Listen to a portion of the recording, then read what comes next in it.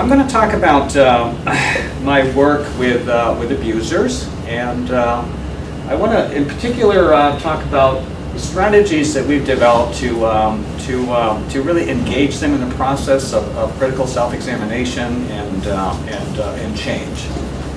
And I'm starting with just looking at, as Heather mentioned, we as a abuser education program are unique in the United States in that we have a pretty high proportion of self-referred clients.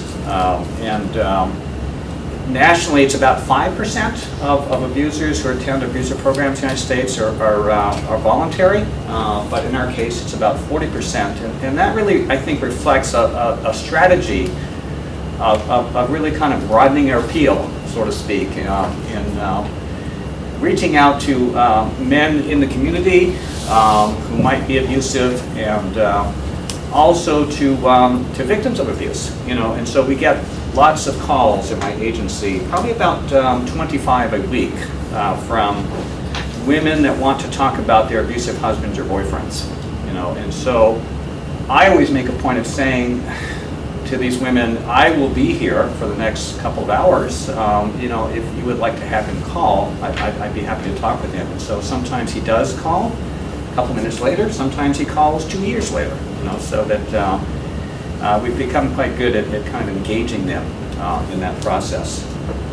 And the other thing I'm going to talk about is the engagement process. I mean, I think one of the consistent findings about batterers intervention programs in the United States is that there's a fairly high proportion of dropouts of these programs. It's about 50% nationally, but that we have really kind of developed some strategies to really kind of increase the odds that they will stay in our program.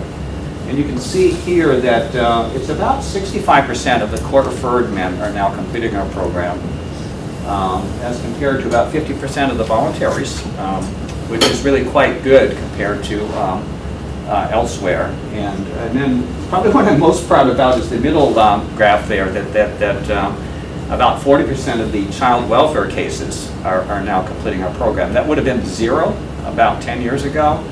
And so we've worked really very hard to really kind of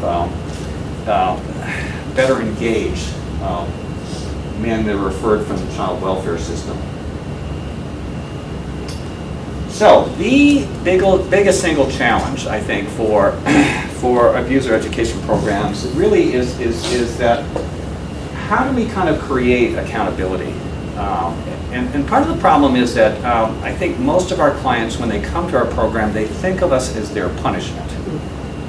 Particularly if they've been referred to the courts. They think of us pretty much as an extension of the courts, and so they really think, well, I'll just come and take my punishment, so to speak, as if they've been sentenced, to the program. And really, but accountability is a lot more than that. It's a lot more than punishment. There are really 3 aspects of it. One is recognizing one's impact, the impact of one's behavior on others. The second aspect is taking responsibility for that behavior, and thirdly, making changes. So that's a lot different from taking one's punishment. And so the challenge is, how do we get our clients, how do we get them to become collaborators with us and changing themselves? How do they become active change agents with us? And generally there's kind of like 2 broad strategies. One is really getting them to kind of question their current way of understanding their situation and their behavior. And getting through some of the ways that they sort of justify and rationalize and make excuses, for their behavior. And then secondly, getting them to see how self-defeating that behavior is, getting them to be more fully cognizant of how damaging that behavior is, certainly to their partners, to their children, as well as to themselves, too.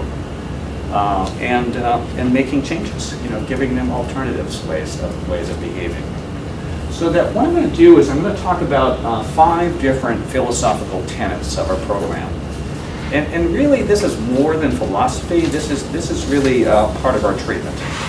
program. These are the kind of the concepts of the program that are really going to be really important for our clients to internalize. And also, they are kind of counter arguments to them, because they come into our program having a certain way of perceiving their problems and their situation. And that is our biggest challenge early on, is how do we kind of like help them to see it in different ways. And so really the first tenet, and not just that, but every abuser tends to be surrounded by other people who kind of, in a way, kind of wittingly or unwittingly end up reinforcing some of the ways that they justify and excuse their own behavior too, so that we're also sort of wanting them in a way to sort of bring their communities along, not only change their own behavior, but also sort of change their own social environment too. But I'll talk about that a little bit later.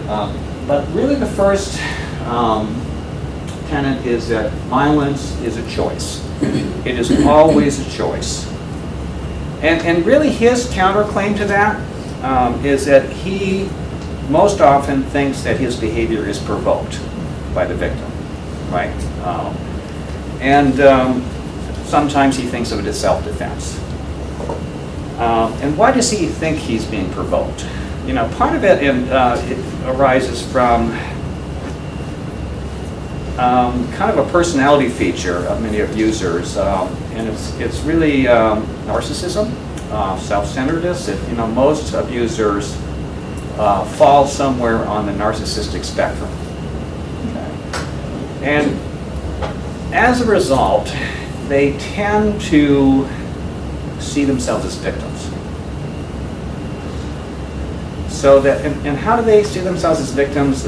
One aspect of narcissism is that people will have an inflated sense of themselves in relation to other people.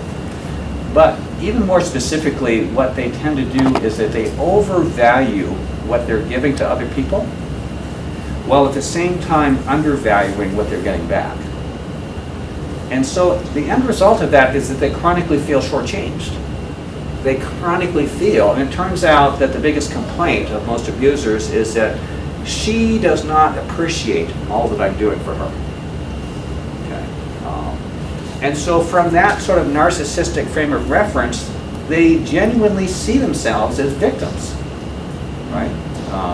And they see their behavior as kind of like, in a way of righting wrongs, in a sense. And it's part of what makes them so convincing, in a way, is because they're quite sincere, in seeing themselves and presenting themselves as victims. And so, not only do they sort of feel shortchanged, but they tend to sort of see a lot of another aspect of narcissism is lack of empathy, and really a lack of ability to see other people as sort of fully human, in a sense. And so oftentimes when their partners kind of express their needs, to them, because they don't sort of fully see them as equal partners, they tend to be bothered by them. And so they are kind of bothered by their partners. And they tend to see criticism as disloyalty, which is another trademark of narcissism. Not just from their partners, but also from their children, too. And so quite often they see their children as annoyances and as people who are disloyal to them. And so part of what we do is that we help them to see that even though you may be bothered, and even though your partner has done something that you don't like, violence is always a choice. Not only is it a choice, but it is a bad choice because it can only make the situation worse. Okay. So that what we want them to see is, we want them to be able to answer the question, did you have a choice in how you responded? The answer is always yes to that question. And did you make the situation worse by being violent? And the answer is always yes to that as well. Okay. And that actually begins the buy-in process, because really part of what we're trying to help them to see is that you want some good things, but you are actually making those good things impossible through your behavior. Okay? You are actually driving your partner away from you, you're alienating your kids through your behavior, and so a lot of what you are doing is actually quite self-defeating behavior. Okay? Now, there are other cases when they see themselves as acting in self-defense, but I think that one aspect of people who are self-centered is that they tend to have a kind of a broad notion of what self-defense is. Okay? In the eyes of the law, self-defense is taking minimum actions necessary to prevent harm to yourself, whereas usually when abusers are talking about self-defense, they're really talking about paying her back with interest, okay, and doing way more than what would be necessary to prevent harm to oneself, okay, teaching her a lesson, so to speak. Okay. So those are two very important concepts of our program. Now, a second one is that a lot of abusers, and in fact, many of their victims, will tend to see the problem as a problem of anger. Okay. And in fact, that helps in a way for them to avoid responsibility, because normally I'm not like that. Sometimes I get angry and I lose it. Okay. And in fact, some victims will say that about their abusers, that he gets angry and he's irrational when he's angry. Okay. But really our counter argument to that is that when you really look at abusive behavior, a lot of it actually doesn't even involve anger. A lot of it is control. Controlling the money, controlling the resources, isolating his partner from other people in her life, undermining her relationship with the children. So a lot of it doesn't even involve these sort of moments of rage. Some of it does, but most of it actually doesn't. Okay, and yet I think that's such a durable myth that we have about abusers, that they're hotheads, basically, and they're easy to spot, by the way.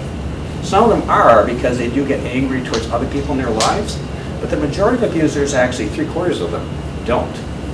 Okay, they only lose it and get angry towards their partners and their children. Okay, which really suggests that they don't have a problem with anger. Okay, they have the ability to control their anger. Okay, so it tends to be more about control. Also, in terms of losing control, it turns out that that is very selective. You know, so that, I'll give you kind of an example of a dialogue I've had very often with many abusers. I asked one person, for instance, to describe what he had done. What he told me was that he had started an argument with his wife, and one thing led to another, and then I snapped. And I asked him, and because I had the police report, I could see that she had had a black eye. Well, you punched her, right? He said, well, I would never hit her like a man. Meaning he had used an open hand rather than a closed fist. Okay. So then I said, let me ask you this. Why didn't you stab her? He said, she's my wife. I would never stab her. Okay. I said, well, I thought you said you lost control. If you lost control, you would have done anything, right? He said, well, I lost control, but I didn't lose control. Okay. So what is he really telling us there? Okay. That it's very selective what he's doing. And in fact, every abuser draws the line somewhere where there are certain things he never does, which tells us that he has as much control as he wants to have. Okay. And so that is a very important rationalization and excuse that really needs to be confronted because, and in fact, interestingly, once that is pointed out, the majority of abusers will agree and say, well, you know, I never thought of it that way, but you're right. I don't really lose control. Okay. And so that's also an aspect of taking responsibility, that it's not moments of temporary insanity, so to speak, and it is not irrational behavior. You know, so many abusers want their victims and want others to think of that as irrational behavior, right? And maybe even some of them will present it as an aspect of mental illness too. But really, there is an underlying logic to this behavior. Okay? One thing that abusers will do is that they will kind of blurt out angry accusations towards their partners. You know, you're too attached to your mother. It's coming between us. You have to make a decision. You know, this is. You know, you have to grow up.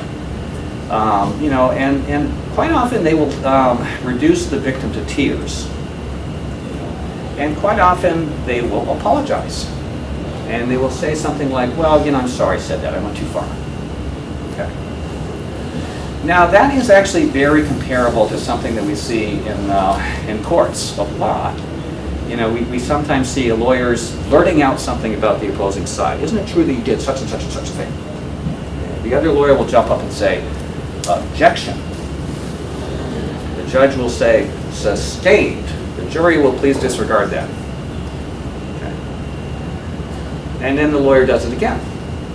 Is that lawyer doing that because he or she has lost control of their emotions? Why are they doing that?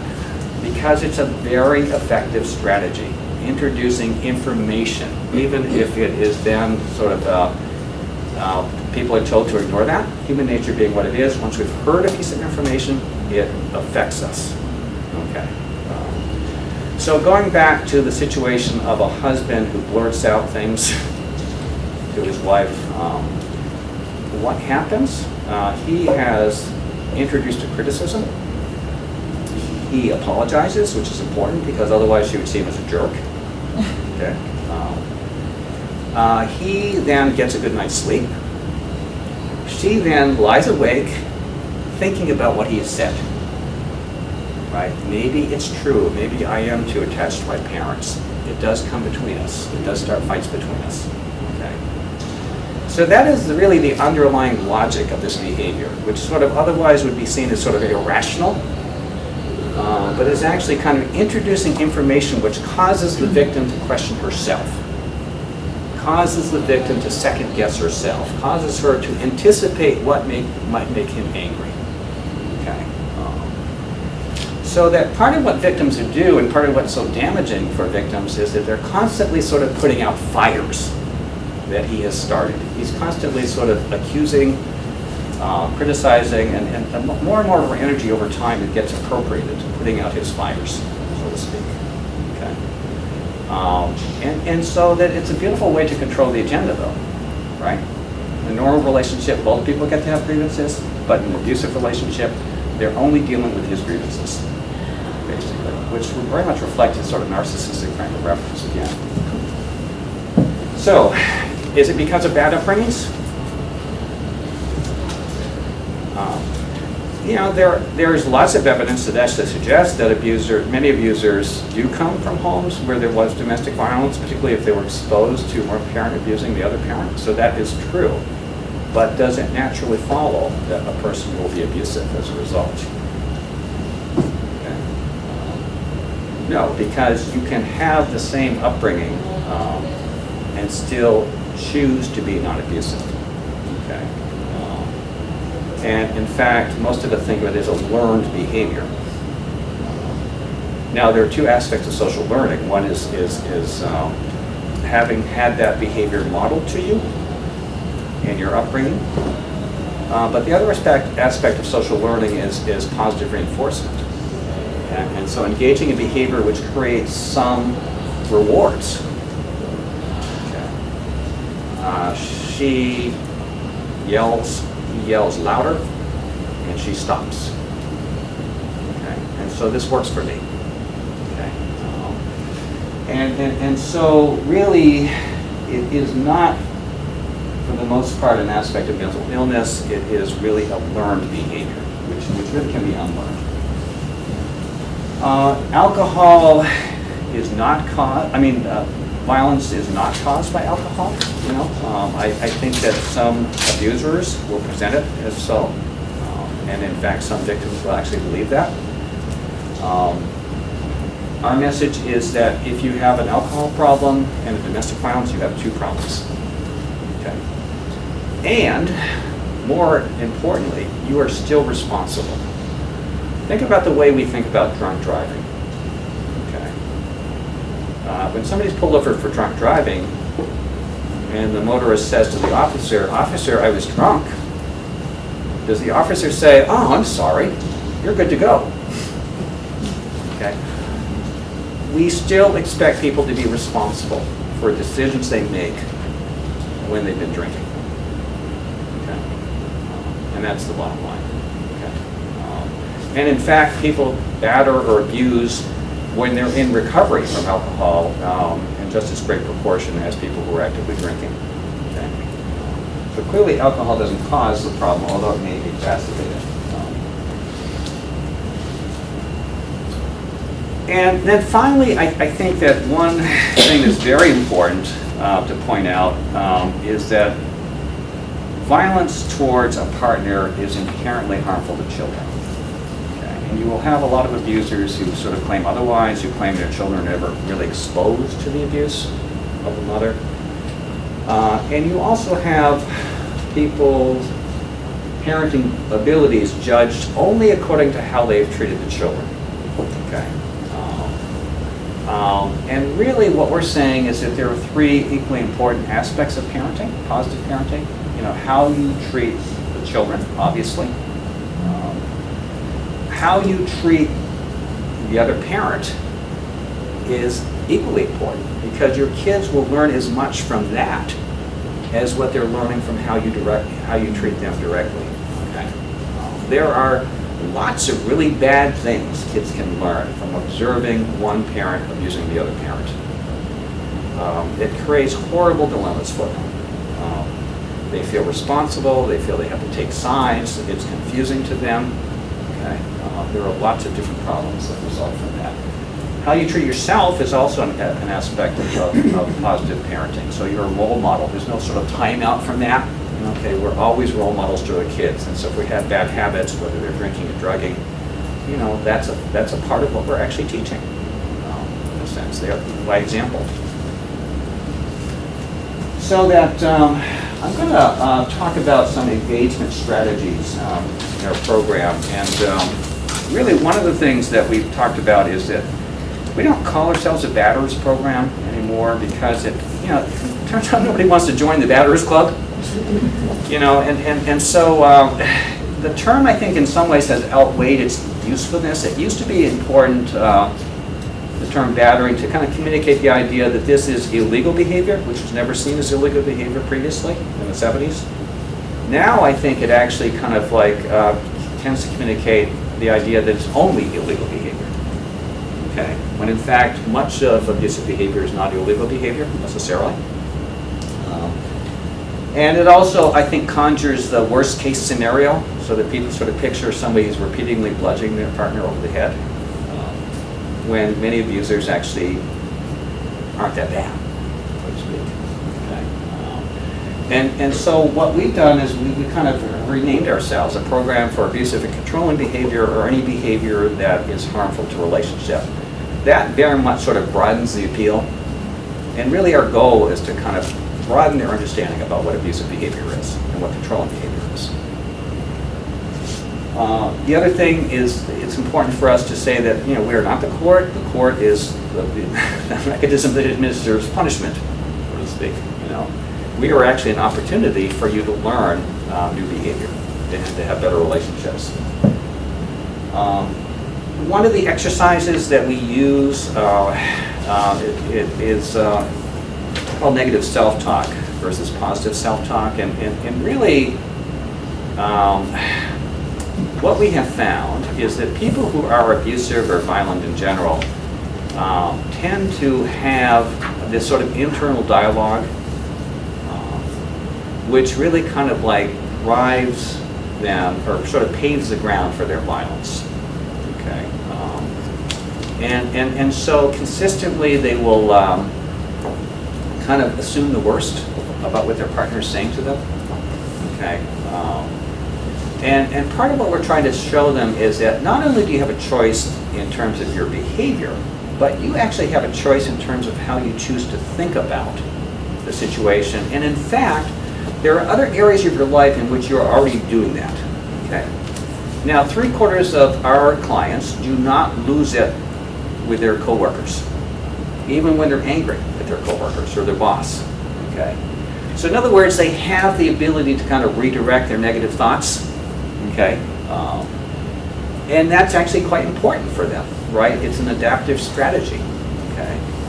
And we're saying the same logic applies, in your relationship. It's really going to be important for you to be able to sort of redirect and choose more constructive ways of thinking, about your partner. Okay. And the other thing is focusing on respect. I mentioned that the majority of our clients are somewhere on the sort of narcissism spectrum. Okay.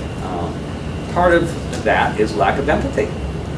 Part of that is lack of respect for their partners. So a big part of our program is teaching both of those values, respect and empathy. There's most cultures, most people believe in respect. Batterers, abusers really believe in respect because it turns out their biggest complaint is that she disrespects me. Okay, my children disrespect me. Okay. But at least they sort of have buy-in for that value. Okay. I mean, they tend to have a kind of a skewed notion of what respect is, which tends to involve fear. Okay. And so part of what we do is teach them what is respect. Okay. In an intimate relationship. Okay. What is empathy in an intimate relationship, and try to actually expand their capacity for empathy. We also deal with problems that they're also having. Most abusers have other problems which may get in the way of their ability to change their abusive behavior, so that we also flag those other problems. And we provide individualized feedback. And so I want to give you some examples of that. So that part of what we do in our groups is that we engage them in a process of offering constructive feedback to each other as each other's peers. Okay. So here's an example. One of the men in our group reported, and he was at session 9 of our program, he reported during his week, we have the men report in every week about their past week, and he reported that his wife had done something really stupid. And what she'd done was she'd blown a tire in the car by driving against the curb. But instead of hitting her as he normally would have done, he just yelled and screamed and called her a name and said, well, the program's working for me. So his name was Bob. We decided to ask the other men in the group to give Bob feedback about what he'd reported. Okay. So the first person who gave feedback was a man named Jim, who was the next newest person in that group. And Jim's comment to Bob was, tires are expensive too. Okay. So we decided to actually take a little detour and have the other man in the group give Jim feedback about the quality of his feedback to Bob. Okay. And everybody agreed that it was really lousy feedback that Jim was giving to Bob. So then we asked Jim to apologize to Bob for expecting so little of him, for holding him to such a low standard. Okay? Because everybody else really got that Bob was still being abusive. Okay. So then we once we'd sort of given that feedback to Jim, we went back and focused on Bob. Okay. This other man in the group who was older, kind of an older man, who was raised in sort of a southern tradition, had a very formal way of talking. He said, Robert, I have a question for you. May I inquire as to the cost of that tire? And Bob said, $187.27, like into the penny, how much that tire would cost. He said, Robert, I have another question. Did you hire an attorney because of your domestic violence? And how much did that attorney cost? And Bob said, $100 an hour. And the other man said, may I further inquire as to the number of hours that you employed that attorney? And Bob said, 12 hours. And he said, let me understand this correctly. Your mistake cost $1,200. How much did you say that tire cost again? Okay.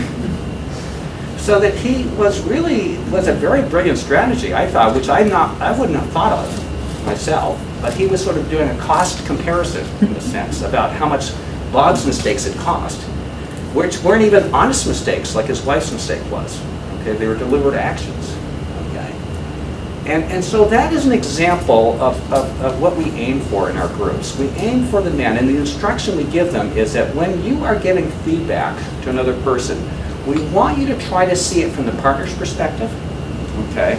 And we want you to hold each other to a higher standard, okay? And so this is not like a bar where people just tell you, I can understand where you're coming from. You know? This is an environment where we ask people to hold each other to a higher standard, okay? And to be more thoughtful about, you know, each other's behavior. And in the process of doing that, everybody has an opportunity to actually kind of learn empathy and respect. You know, most abusers are actually much better at recognizing other people's abusive behavior than their own abusive behavior. And so in a way, we're kind of exploiting that natural ability that they have. Okay. And so really, the instruction is that your feedback to others, and actually we're going to evaluate you on that, okay? So that our letters to the court, the letters that we actually provide, the reports that we actually provide to your partners will actually include our evaluation about your participation. Is it active participation in the program? Are you willing to talk about yourself openly, okay? And also, are you willing to give constructive feedback to others in the program? And so in a way, we're trying to create an alternative peer culture within the program. We also engage in the an exercise called Relationship Histories, which is 14 questions. We ask 14 questions about every intimate relationship they've had. And really the purpose is to help them to sort of see how do relationships begin for them, how do they end, what are their partners' most common complaints about them? Okay, so that we're kind of looking for patterns. How do they actually start relationships is very interesting, you know, too. And so the men actually give each other good feedback, and really, you know, sort of, I think we're kind of exploiting, I think that over time we can see things more clearly sometimes. And the typical result of that exercise is that most people engaged in that exercise begin to see that it's not just their current partner that they have been abusive to, but this has been a pattern that has run throughout their relationships. We also do individualized goal setting with the men, which is really engaging them. And we actually ask the other men to provide recommendations to the men about what would be constructive goals that you could have. And the interesting thing is that, you know, usually we'll send the man out of the room with the instruction to write some goals. What are 2 goals for how you treat your partner? What are 2 goals for how you treat your children? And what are 2 goals for how you treat yourself? He writes his goals. While he's out of the room, the other men are engaged in the process of making recommendations to him of what would be good goals. He comes back, he presents his goals, the other men take turns explaining their recommendations to him. And interestingly, their recommendations, their recommended goals are a lot more concrete, a lot more specific, a lot more on point. He is then asked, do you want to adopt the goals that we're recommending to you? Okay. After that, he's then asked to report in on those goals from week to week. Okay, so there's a kind of a built-in accountability process there. The self-care is something that, you know, there's a real difference between self-care and selfishness. And so a lot of our clients are engaged in selfish behavior, but not necessarily good self-care. Okay. So I want to talk about, just I'm going to end with another aspect of our program, which is really focusing on parenting issues. Turns out that a lot of abusers are in some ways more motivated by their children than their partners. And so when it's pointed out how damaging domestic violence is to children, that actually provides some additional motivation for the men. And so we do provide a standalone parenting education program, 12 weeks in our program that men can attend. And this is just one exercise. I want to sort of show you something. And this is actually kind of how do we teach respect and how do we teach empathy. This exercise, we ask the men, how do you think children learn respect? Okay, which is an important value, obviously. Do they learn it primarily from words or from behavior? Okay, and almost always they will agree that kids learn respect from behavior, from observing your actions. Okay, so what are they observing? Okay, what are your children observing? Okay. Kids are like little tape recorders. They observe everything. They observe all these micro interactions between their parents, nonverbal as well as verbal communication. Respect is communicated nonverbally as much as it's communicated verbally. Okay, so that we break it down for them. We talk about different aspects of what kids are learning about respect. So listening. We have them score themselves. Give yourself a 2 if your children often see you listening to their mother. Give yourself a 1 if they sometimes see you listening to their mother. And give yourself a 0 if they hardly ever see you listening to their mother. Okay. Asking questions is another sign of respect. Give yourself a score on that. Okay. Recognizing boundaries would be another sign. So there are different kinds of boundaries. One is space. How much do your children see you respecting their mother's space? Time is another type of boundary. How much do they see you valuing and respecting her time? And privacy is another one. How much do they see you respecting and valuing her privacy? Okay. Are you always violating her privacy? Are you always violating her space? Okay. And so thanking, appreciating are obviously some aspects of respect. Upholding decisions, the mother says it's bedtime. Do you also reinforce that it's bedtime for the children? And then finally, being influenced. How much do your children see you being influenced by their mother's opinions and her interest? How much are you interested in her interests, in her opinions? Okay. So that the men give themselves scores. It turns out that a lot of men give themselves pretty low scores. A lot of 0s and 1s. Okay. And it's distressing for them because at the beginning of this exercise, if you ask them, how well are you teaching respect to your children? They'll all say, oh, I think I do a really good job on that. Okay. But one of the results of this exercise is that they come out of this thinking, you know what, I don't think I'm doing a very good job at that at all. Okay, I think I'm really letting my kids down. Okay. And so then we do the same thing with empathy. So part of empathy is noticing your partner, noticing her feelings. Is she tired? Is she anxious? Okay. Remembering things that are important to her. Her mother's sick. You ask her about her mother. Okay. Responding to what's needed, understanding, and so forth. So that those are very important things, obviously, for kids to learn.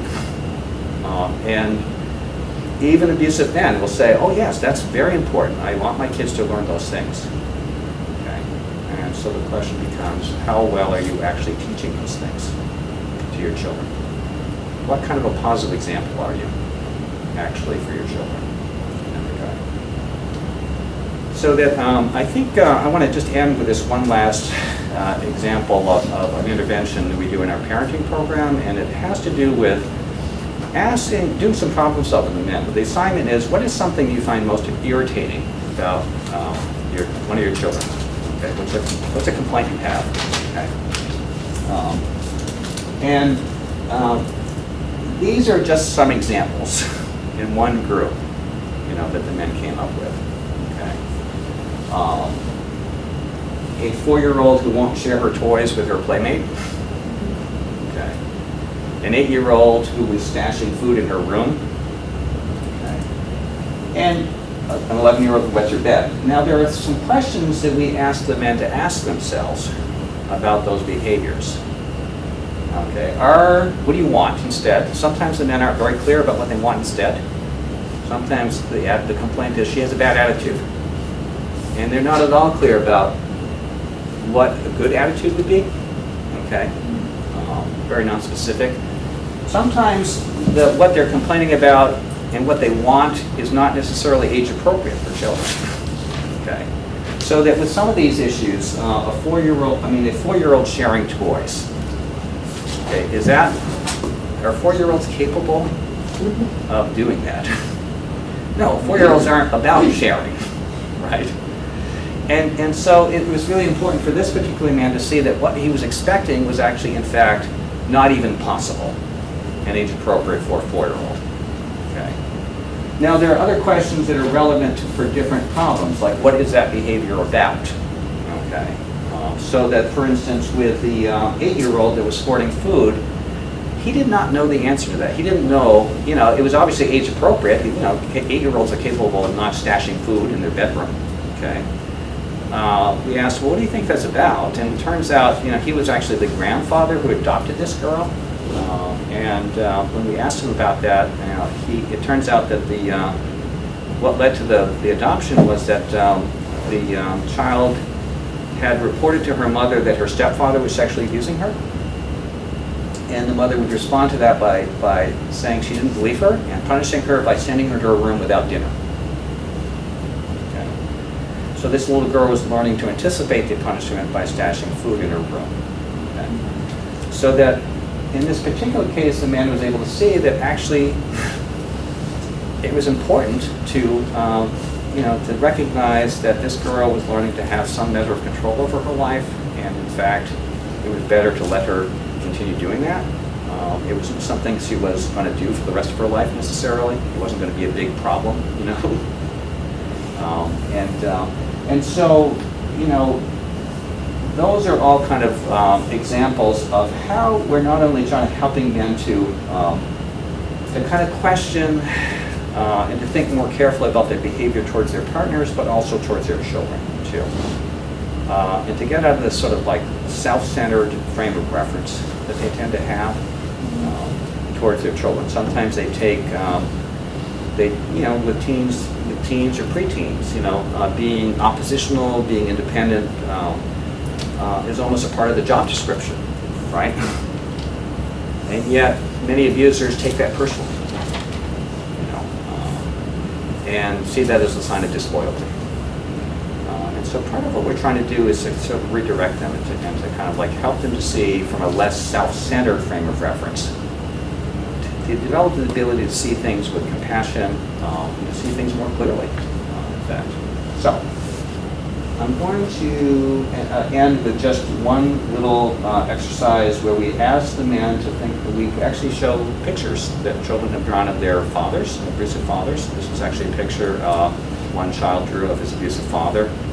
We show these pictures to the men. We ask, what do they see? What message is being communicated? This child obviously drew two pictures of his father. One as everybody else sees their father, and one picture of how he and mommy see their father. Okay, and the caption is, I'm not going to judge him for his actions since he gave me my life, but he is irresponsible. Okay.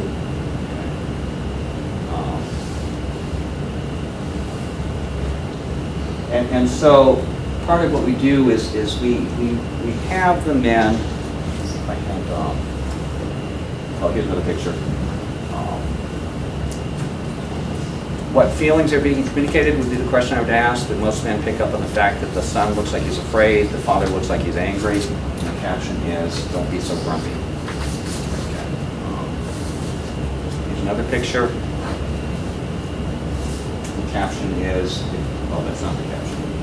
The caption is, I had the wrong caption there, but the caption is, my father's eyes get red, and he gets angry, and he looks like a devil. And then the next part of the exercise is to have men draw pictures of themselves as they think their children might see them after an incident of abuse towards the mother. And these are some examples of the drawings the men have drawn of themselves. Okay. So this man has drawn a picture of himself as a tornado, sweeping everything in the path. Okay, and that's his child underneath here, about to be swept up.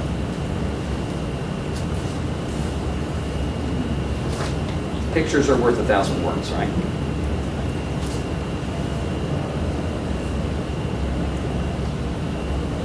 So again, we're asking them to see themselves as their children might see them. Okay. And this actually provides new incentive for them. So I'm going to stop and ask if there's any questions. Yes. Hi David, thank you very much for your presentation. My name's Deborah Walsh, and I've been involved in working with perpetrator programs in Victoria for so many years. One of the things I'm really interested in is what we've seen in Queensland is a review of the current laws, state laws in relation to personal protection orders. So we're likely to see, with a bit of luck, more and more courts mandating men or requiring men to attend perpetrator programs across the state. Right. And that's what we're hoping to be one of The meeting is about to end in less than 5 minutes. And what I'm interested in particular in your program, what sort of qualifications and additional professional education do you think is necessary to equip facilitators of these programs to do these programs? Do you mind just summarising the question? Okay, the question is, there are new laws that are actually facilitating increases of court referrals to abuser intervention programs. And the question is, what qualifications should those programs have? Yes. What requirements should we have of those programs? In the United States, most states, I think 45 out of 50 states, have certification standards for those programs. They are overseen very actively, actually, by an overseeing body. And victim programs, victim advocacy programs have given lots of input into what should be included in those certification standards. And so there are requirements of the programs in terms of screening of their group leaders. There's requirements in terms of training of their group leaders. There's requirements in terms of having active collaborations with women's refuges and advocacy programs. There's requirements in terms of regular reporting to the referral sources. There are requirements in terms of outreach to victims and providing confidential communication with the victims, the partners of the men attending the abuser program, that is. And so there's a whole range of requirements. And I think one of the keys, though, is not just that we have these requirements, but there is very active oversight of those programs. And that's really important. It's important for our programs to be transparent in what we do and clear in what our philosophy is and clear about what our methods are, what our methodology is. But what would be the minimum standard of qualification for a co-facilitator or a facilitator for one of those programs? Well, when we, she said, the question is what would be sort of minimum standards in terms of training, do you mean, or in terms of qualifications? Both. Okay. So that some states require a college degree. We actually do not require that in Massachusetts, and specifically we wanted to be able to include a larger pool of people, of potential applicants, so there's not a requirement for a college degree. We wanted to include former abusers, for instance, former victims of abuse who have, obviously made progress in their own lives, but there is a requirement of training. And so in my state, there is a 3-day training, intensive training that is the initial requirement. The second requirement is observing 6 group sessions at one of the training sites and debriefing with the group leaders after those observations. And then there is a very stringent requirement for supervision. And so there's lots of requirements in terms of supervision of group leaders too, and internal training of those group leaders. Well, just what sort of follow-up do you have after people have completed the program?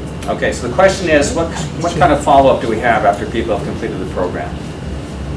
We have maintain communication with the partners throughout the program.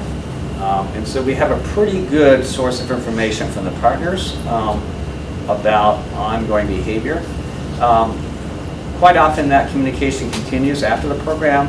Very often victims continue to have communication with us after the program. We have not ourselves done a formal follow-up study. We are actually about to engage in that. But there have been some formal follow-up studies of similar programs in the United States, and the consistent finding, and I think the most sort of useful finding in some ways, is that all of those studies have found that completers, people who complete their programs, and keep in mind that in the United States the programs are longer programs. The minimum tends to be 26 weeks. Our program is 40 weeks. The consistent The finding meeting is is that about to end in less program completers are 2 to 4 times less likely to reoffend than non-completers, based on looking at rearrest records as well as interviews with victims. Okay, so that's useful information. It's telling us that the longer people attend the programs, the better they do, basically. So we need to do more to make sure that these people are completing the programs. We need to do more to make sure that the courts, the child welfare system, and the community are providing the kind of reinforcement that they need to provide, that these people aren't just sort of looking to have a quick fix, but also staying with it long enough to really benefit from the program. I mean, yeah, because I guess if you think about AA and things like that, where people attend meetings regularly for ongoing support and maintenance of change. Right. Yeah. And she's saying that this would be very comparable to a person in recovery from substance abuse, where it is really important, and a lot depends on their having engaging in a process of ongoing support and growth. Yeah. Yes. Okay. So, I think we reached the end of our time. So thank you very much, those of you who have attended here in Brisbane as well as elsewhere. Thank you.